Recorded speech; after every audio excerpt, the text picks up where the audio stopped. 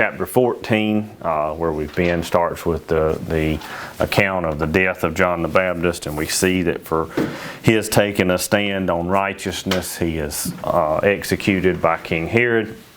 And then immediately following that, after Jesus is told about the death of John the Baptist, that he departed and tried to move away from that area, and the people just continued to follow him. And of course we see that a lot throughout Jesus' ministry, where crowds and crowds of people were pressing upon and following Jesus. And for obvious reasons, we as human beings understand the fact that if somebody can do these great miracles and can heal all of these manners of sickness, and here we saw last week as he literally created food out of nothing and gave them to eat, and they were able to eat, you can imagine why people would in fact follow Jesus and would continue to flock to him.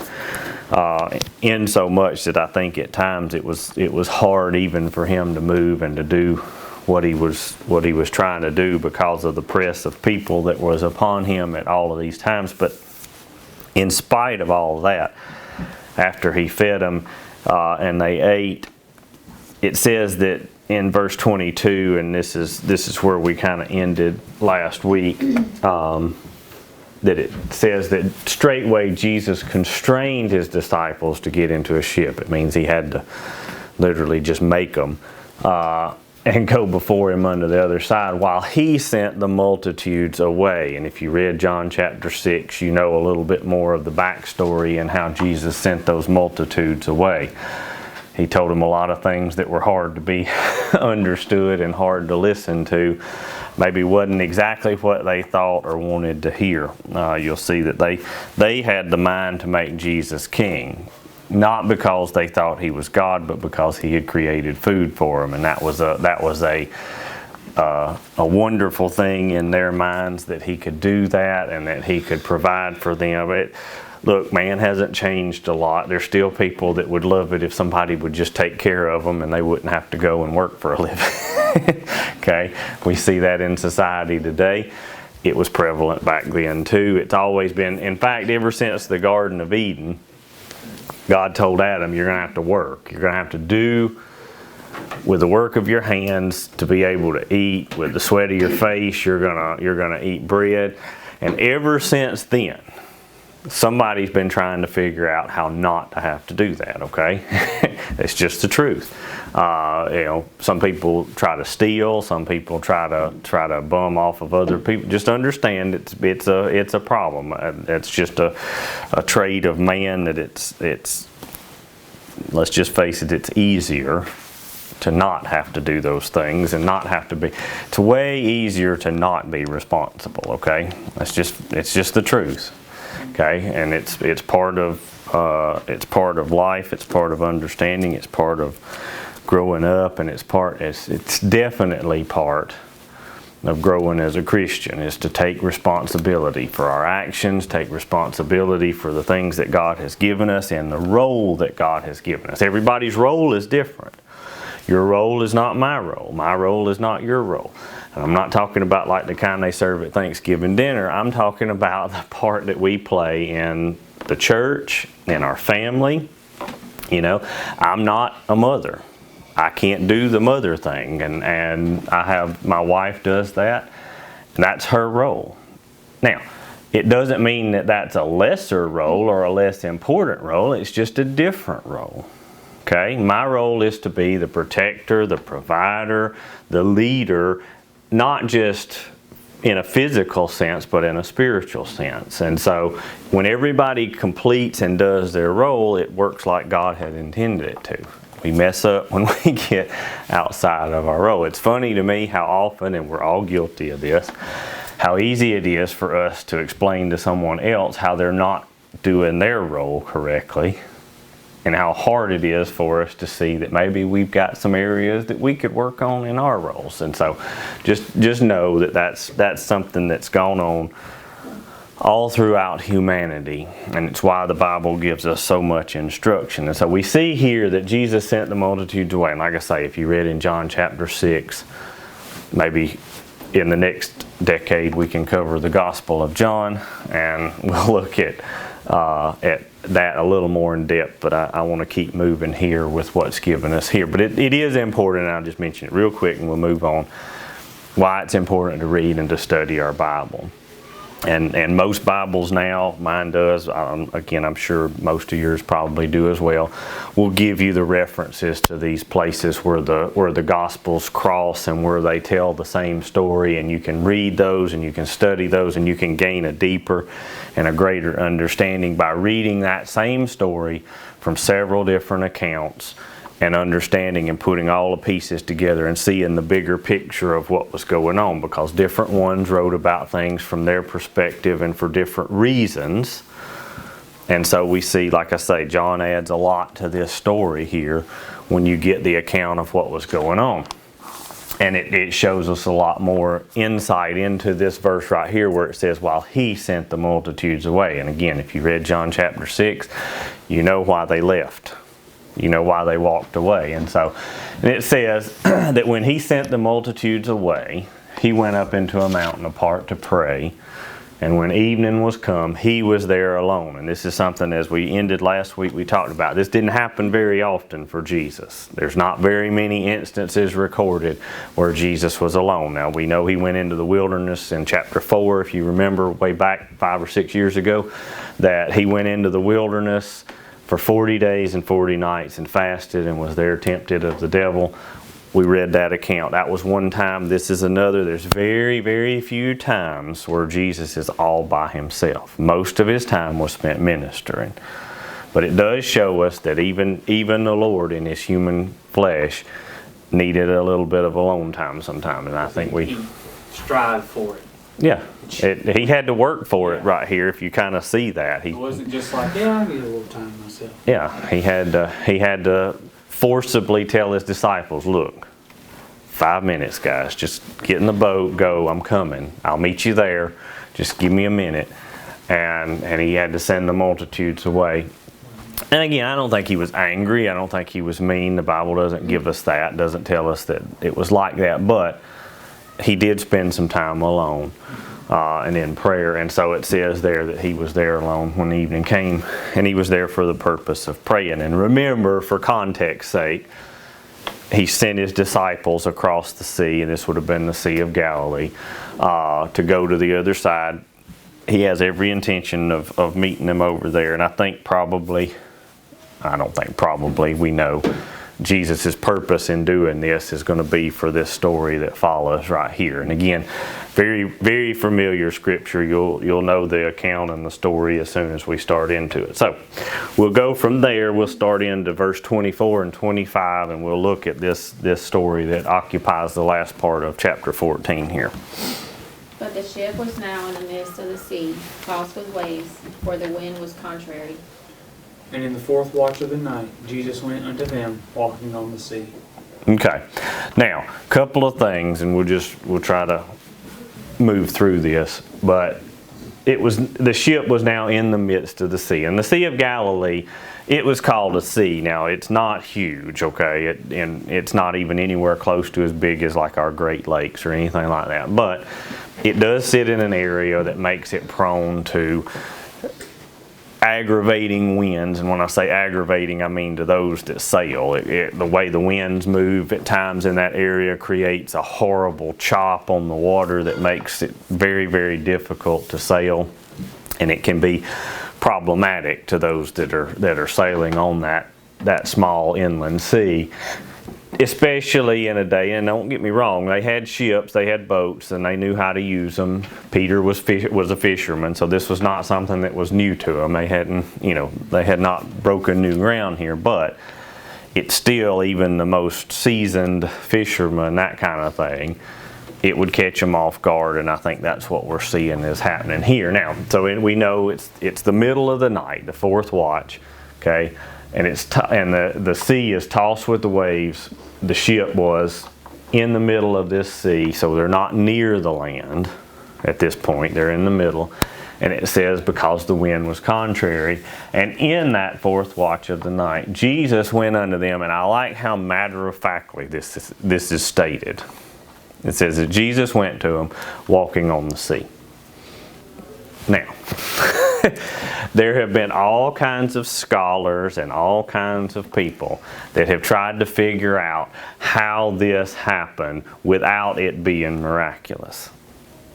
You know, there's theories that range all the way from, maybe the disciples didn't realize that they were right up near the shore and he was actually just walking in the shallow water. Midst. Come on, guys. Of the sea. Okay. Dead middle of the sea. The idea. I'm sure they might have had some kind of navigation skills during those times. Oh, they did. They used the stars. Jesus even talks about you can discern the face of the sky. They knew how to tell when weather was coming. They didn't even have radar, but they could discern things. People have always learned about their surroundings and learned how to acclimate and to deal with them. But yes, long story short, and again we'll move quickly. The matter-of-fact way in which it states this is not for us to sit here and try to figure out how Jesus was able to do this in some kind of natural physical way. He wasn't walking on stumps that were just under the water, okay? The Bible here, Walking on the sea. exactly, walking on the sea. And furthermore, okay, if as a quote-unquote Bible scholar, you can't even accept the fact that Jesus would have been able to walk on top of water, I would seriously question your beliefs in other areas, okay? It's not a hard thing. In fact, let's just go back a few verses, okay? 5 loaves, 2 fishes, 5,000 men plus women and children, okay? There again, it wasn't because he was really good at portioning. It was a miracle. This is no less a miracle. And just so we all understand, I think we all do, it is physically impossible to walk on the surface of water, okay? Unless it's frozen, and that was not the case, okay? It is physically impossible to walk on the surface of water. It doesn't matter how fast you try to walk or run, okay? It's not going to happen, okay? It does not work.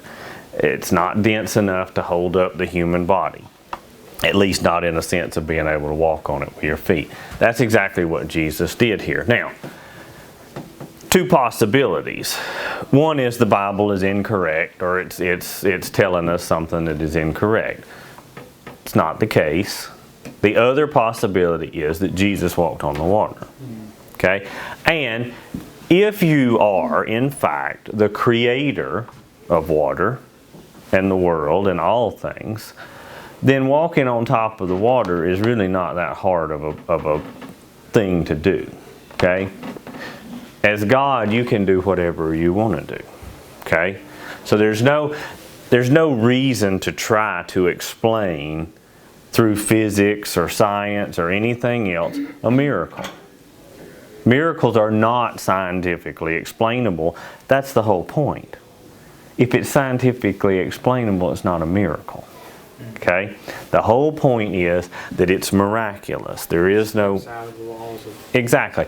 He was God because he could, at any moment, whenever he wanted to, completely circumvent and suspend the physical laws that he had put in place. Okay? And he's going to do that for Peter. Again, it's not a spoiler. Y'all have read this, I'm sure. Okay? It's not a hard thing for God to do, to suspend those laws. Again, he's the one that created the laws.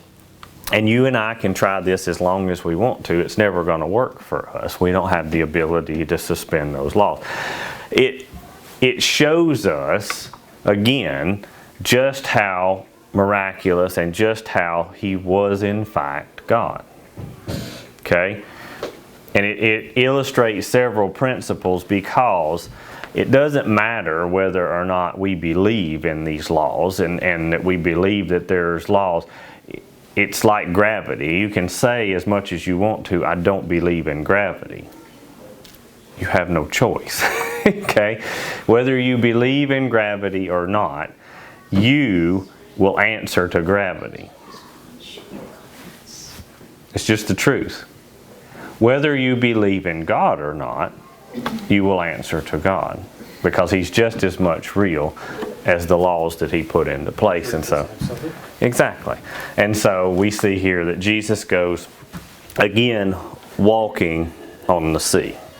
Matter of factly, it states that. All right, we'll continue, verses 26 through 28. When the disciples saw him walking on the sea, they were troubled, saying, "It is a spirit," and they cried out for fear. But straightway Jesus spake unto them, saying, Be of good cheer, it is I, be not afraid. And Peter answered him and said, Lord, if it be thou, bid me come unto thee on the water. Okay, now, a couple of things real quick. It says, when the disciples saw him walking on the sea, they were troubled. Okay? And again, and maybe let's give them the benefit of the doubt here. Looking through, it was dark. They see somebody walking on the water. Okay? It would probably trouble all of us. Okay? So let's give them the benefit of the doubt. Let's not be too hard on them. But it says that they said it is a spirit. Now, let's think about all the things that they've been doing and going through. Their first inclination was that this was something, you know, a ghost or something like that. And people today are still caught up with all of that kind of phenomenon and all that. But it says, they said it's a spirit, and they cried out for fear. They were scared, okay? They were already scared because they were fighting against the sea that was very, very rough and hard to deal with. And it says here, but straightway Jesus spake unto them, saying, Be of good cheer, it is I, be not afraid. And you'll notice, most of the time when people in the Bible are encountered by either the Lord or an angel or a messenger from God, this is the message that they bring. Okay? The Bible even tells us God has not given us the spirit of fear. Okay? And reason I'm saying that is here, it was not Jesus' intention, nor was it the goal to make them afraid and fearful. It is not God's goal to make us afraid of Him. And I understand there is a healthy and there is a godly fear that is really better described as reverence and honor, not because the word fear is wrong, but because of our understanding of the word fear. We tend to put it in a category of terror or being scared in that sense. But it's really just an understanding of the position. Yeah, exactly. A respect of the power that God holds over His creation, over our life, over everything that we are, and knowing that we are in fact accountable to Him for our actions. It's no different than your parents when when you know you've done something wrong. Are you scared of your parents because you think they're going to kill you or anything? No. You've done something that's contrary to what they've told you to do, and there's a respect for that position and that authority that they hold, and there's a respect for the consequences that they can bring into your life, okay? And so that's that fear. But this is a different fear. Anytime that people are met by an angel, if you read all through the Old Testament where there's appearances of angels to man, different things, this is a similar story where they say, don't fear not. When the angel comes to Mary, what does he say? Fear not. Okay? It's not the goal to make them afraid. Okay? It's a goal, most of the time they're coming to give them comfort and to give them the message that they actually most need. Okay? So it's not Jesus' job here to scare them. And the reason I bring it up is because it's always the first thing that they say, so that they can put their mind at ease. Jesus here initially, the very first thing, is to put the disciples' mind at ease and saying, it's me, guys. It's me. It's I. Be not afraid. Be of good cheer. It's I. Be not afraid. And Peter answered him. And of course, we would really expect no less out of Peter. Okay? And it's not just a thing that we always talk about. Peter genuinely was the leader of the disciples. Okay? That was just kind of his position. Whether it was appointed or just he was a natural leader, that was just kind of the role that he fell into. Okay? Anytime you see the disciples and them in a group effort speaking about something, it's going to be Peter that jumps in and takes the lead in most of these things. And again, yes, he gets the bad rap a lot of times for being the one that always sticks his foot in his mouth, but it's the one in leadership that's usually going to catch the most grief for whatever. Okay?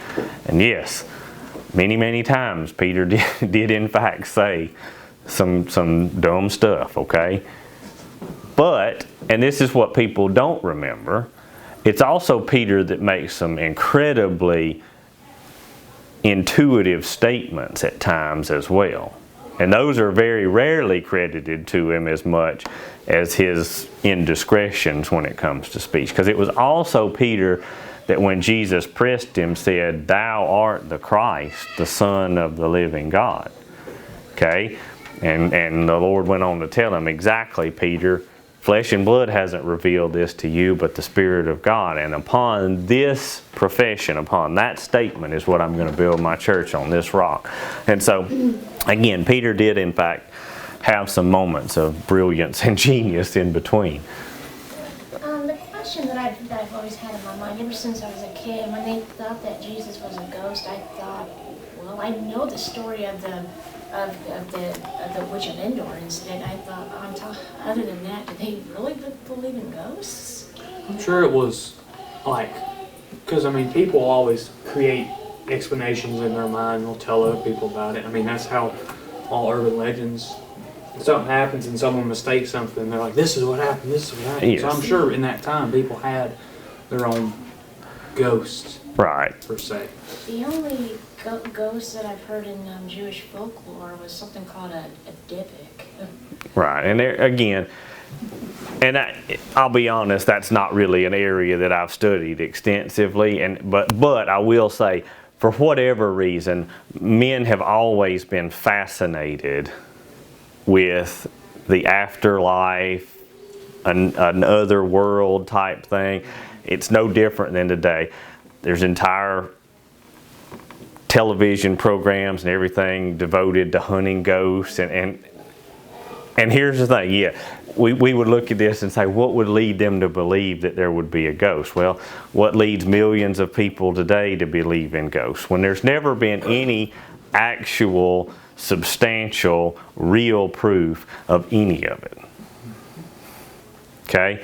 Every one of them shows that you watch, when you get to the end, all they've got is a blurry, fuzzy screen, and that it might be something. Could have been a glitch. Okay? At the end of the day, because I've even had Christian people that tell me, well, I believe that so-and-so that died, I felt like they were... Look, you can believe whatever you want to believe, but as a Christian, and this is what I told them, as a Christian, I have no choice but to believe what the Bible tells me. And what the Bible tells me is to be absent from the body is to be present what? With the Lord. Okay? We're not sailing around, we're not knocking the loaf of bread off of the counter to let our loved ones know that we're still around. It's one or the other. Okay? Is there an afterlife? Absolutely. Do we get to come back and meddle around in the physical world? No, not like that. That's not the way that works. And so, again, I think if we just stick with the Bible, we would understand. Are there spiritual things? Is there spiritual warfare? Are there things other than the physical? Absolutely. But those things fall in the realm of God's control and in God's will, and we can't change or alter or deal with that stuff in that sense. So there's really not a whole lot of reason to spend a lot of time worrying about it. we would be better to move on and to do things that we've been given and that we've been told to do in the Word of God. And so, yeah, why they would think that, I don't know. They had never seen or experienced a ghost. Neither have any of us. But yet they had been with Jesus and they had seen miracles. And yet they didn't think to put maybe that at first in their mind. But either way, Peter answered and said, Lord, and again, like I say, Peter gets a bad rap a lot of times for being the spokesman. He was the leader, so he gets to catch all the flack. But here Peter, though, yes, I know, we're going to look, and most of the time what gets brought out is his lack of faith. Mm-hmm. But at the same time, Peter's the only one who's got the faith to get out of the boat in the first place, okay? And so Peter says, look, Lord, if it's you, bid me to come unto thee on the water. And I think it is Peter's personality. You can tell Peter is bold. I mean, he is. That's his nature.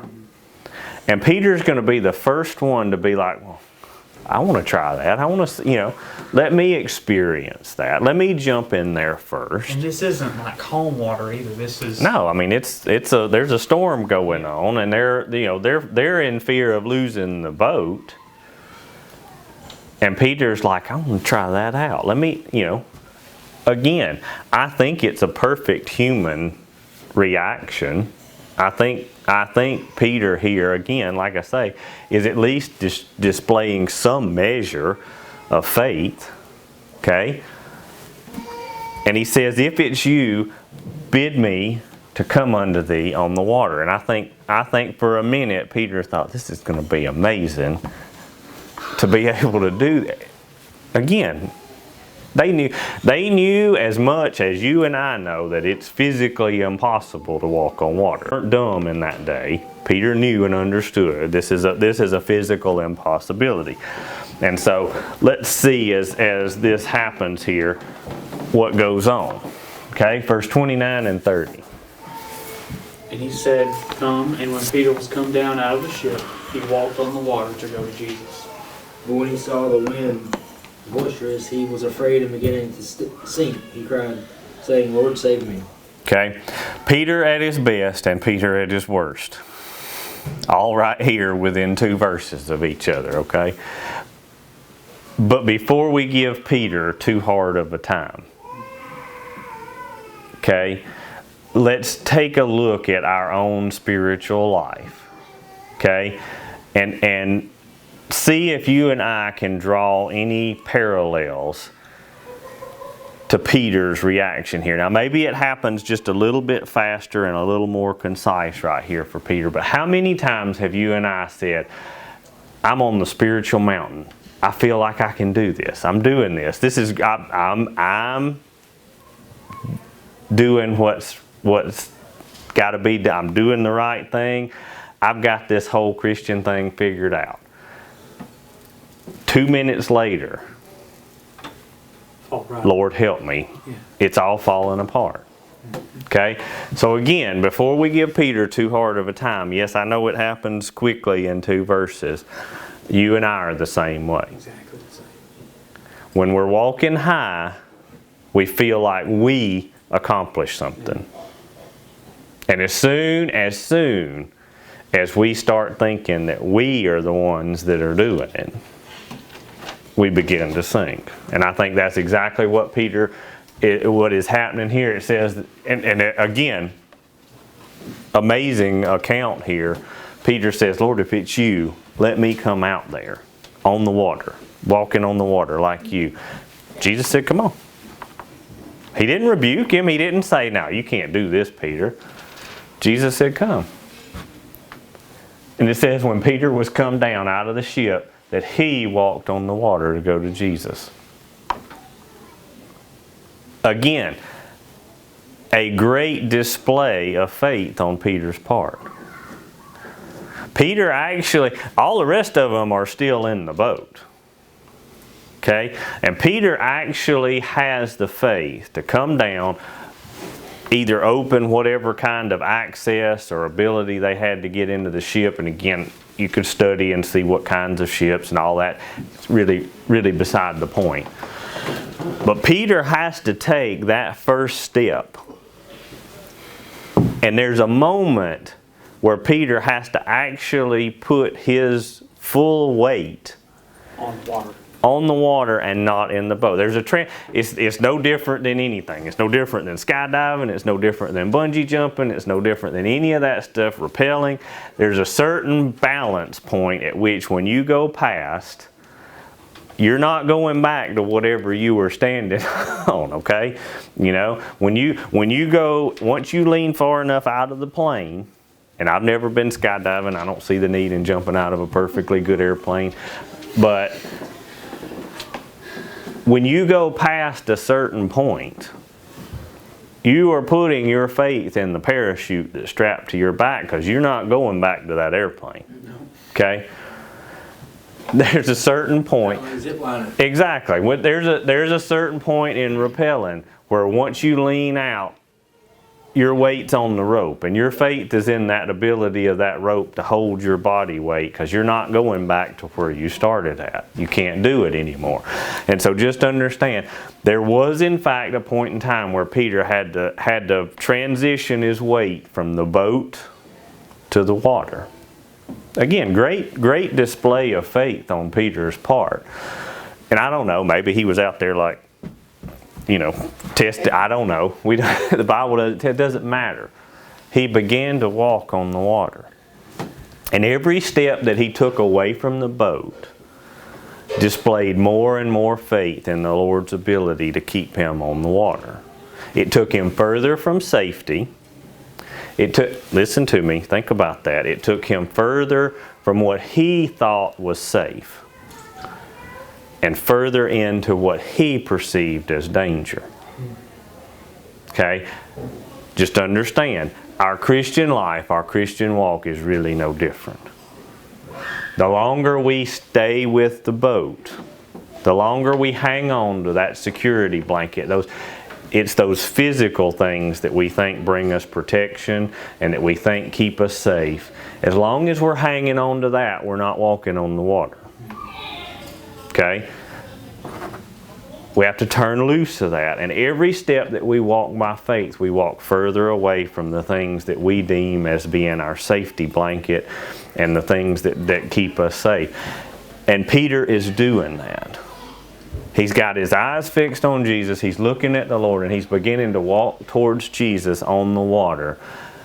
But in verse 30, and this is where I say Peter went from his best moments to his worst moments. And actually, Peter does that quite a few times. Okay? Again, he's the leader. He takes a lot of the heat for these things. And if we think that Peter was an exception, we're no different than Peter. A lot of times we can make great professions, we can understand great truths, and then in a moment we lose our faith, we lose our trust. I will never do this again. Exactly, and we back up and fall flat on our face. Why? Because we start trusting in us. Trust in the Lord with all thy heart. We start looking at our surroundings. We start looking at the fact that we're a little further from our safety point than we want to be. You know, it's like kids when they're learning to swim. They don't, they jump right in the edge of the pool and then grab the side right behind them. And then they swim a little further and they swim a little further to work themselves away. And then all of a sudden it's like, I'm a little farther away than I want to be. And a lot of times they'll start kicking and screaming, I'm drowning. You know, the water may even be shallow enough they can stand up. Doesn't matter. In their mind, they're drowning. Peter's standing there looking at Jesus. And then all of a sudden, everything that's going on around him starts to catch his attention. It says that when he saw the wind boisterous, he's watching the waves around him. He's seeing that the wind is not getting better. It's probably getting worse at this point. He looks at his surroundings. It says that he was afraid. This kind of fear is our greatest enemy as a Christian. This is the fear that God is not able to keep us, that God is not able to protect us, that God is not able to take care of us. And whether or not we want to admit it, we all struggle and we all deal with this. Yes, in a moment of strength, we say, I know that I can do all things through Christ that strengthens me. And then when our whole world starts to fall apart, we say, I don't know what I'm going to do. Well, you're halfway there. You're not going to do anything. Because we don't have the ability. And so as Peter walked on the water to Jesus, he saw all of his surroundings, and fear began to enter his heart. And faith and fear cannot cohabitate. It just doesn't. The two are polar opposites of one another. And as soon as fear begins to work its way in, I gotta hurry. I'm afraid I'm not going to finish. As soon as fear begins to work its way in, faith begins to depart. Because we're saying that it's only the physical that I can trust in. Peter trusted that the wind and the waves were scary. But he didn't trust that Jesus could take care of him and that Jesus could keep him walking. He was walking on the water. And yet one look around and he lost it all. All of the faith that had just been gained by walking on the water, he lost every bit of it when he looked at his surroundings and began to fear. Because he lost focus on Jesus. Exactly. And so it says he was afraid and beginning to sink, okay, he cried saying, Lord, save me. Man, that's how we all are. Exactly. And again, you can give Peter the bad rap all you want to. We're Peters. Peter is a human being. These were young men. Paul and Peter, they said it later on when people saw the miracles that accompanied them, people would fall down and begin to worship it, and they would say, no, get up. Paul said, look, we're men of like passions like you. Don't worship us. We're here. Why? Because Peter knew. Paul knew. This isn't us.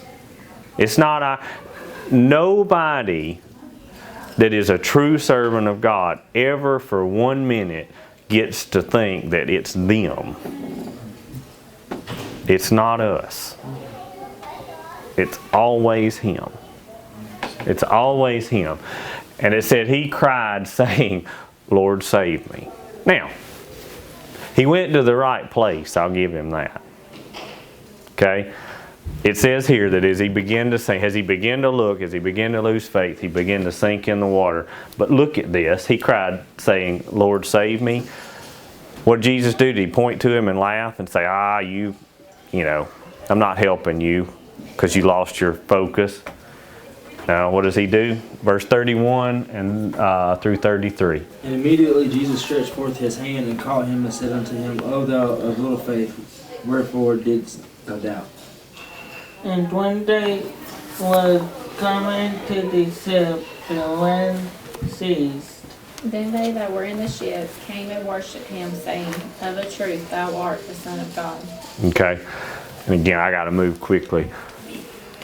Immediately. Peter probably still perceived that he was a great distance away from Jesus. And in a physical sense, maybe he was. It doesn't matter. Okay? I may feel like God is 1,000,000 miles away from us. You cry out to God and I'll promise you immediately He'll catch you. Immediately He has the ability to reach down and to pick you up out of whatever it is that you've managed and I've managed to get ourselves into. He is able and willing to save from everything, from our circumstances, from whatever it is, if we'll just cry out, if we'll just call out. Again, I think Peter thought that he was way further away than he could get to. What Peter's thrashing in the water. Immediately, Jesus reached down his hand and grabbed him. And he does he rebuke him here? Yes, but it's kind. It's soft. He says, Peter, oh thou of little faith. Peter, why did you doubt? Why do you have such little faith? Why did you doubt? When you put into context what just happened, Peter was there. He watched 5 loaves and 2 fishes feed 5,000. Peter stepped out of the boat onto the water. Peter, why did you doubt? Well, it's a good question. It's a good question for you and I. Why do we doubt? Why is it that we worry incessantly about things that God can take care of with absolutely no problem whatsoever? Why do we worry about things that we literally have zero control over? And yet we go about trying in every means possible to alter and to change and to fix those circumstances. And the last thing that we do when we're sinking, the last thing that we do is we cry out and say, Lord, save me from to fix this. When he was there the whole time. He was the one that Peter was talking to this whole time. And it says, and when they were coming to the ship, Jesus takes him back to the ship. It says the wind ceased. And again, there's other demonstrations when Jesus was asleep in the boat, and we'll cover that at another point in time. And he says, be still. Again, perfect control over his creation. Why? He's creator. It's not a hard thing for him. It says, then they that were in the ship, listen to this, again, you have to think about these statements and when they come. It says, then they that were in the ship came and worshipped him, saying, of a truth, thou art the Son of God. Well, he's been telling them that the whole time. Now, he wasn't the Son of God when he fed 5,000 or when he healed all of these sick people. They constantly have to see proof after proof after proof and it's so aggravating, and yet, we're the same exact way. God will do something miraculous in our life and we'll say, wow, you really are able. And the very next thing, I don't know what I'm going to do. Again, this was the story of the disciples' life all the way through. Even up to the very night that Jesus was crucified. They watched him be crucified, and yet having known all that they had known, they moved on. And Peter, again, I know he gets the bad rap. Peter's the one that eventually says, all right, I'm going back to fishing. It's sad, but it's the truth. Peter said, I go fishing. It's over. It's over. It's done. We thought, but it's over. He finally got it, okay? He really did. He finally got it. But just understand, Peter's human nature is our human nature. And if we let our flesh drive, this is what we wind up with every time. So it says, they said, of a truth, thou art the Son of God. And I'm going to real quick, just because I don't want to have to come back to it next week, okay? We're trying to finish. And when they were gone over, they came into the land of Gennesaret. And when the men of that place had knowledge of him, they sent into all the country round about and brought him all that were diseased and besought him that they might only touch the hem of his garment. And as many as touched were made perfectly whole. Again, as Jesus continues to do these miracles, and like I say, we can cover all of this more next week, but I do want to start chapter 15. Once again, the Bible is very clear, very precise. Those that Jesus healed, he healed perfectly. He healed completely. He healed instantaneously. And nobody that quote unquote claims to be a faith healer or a healer today is able to do just that. Jesus was God. Jesus performed the miracles, and that is a true miracle when the healing is instantaneous, complete, and perfect. And it says here that they were made perfectly whole. All right, I'm done. Thank y'all for being here this morning.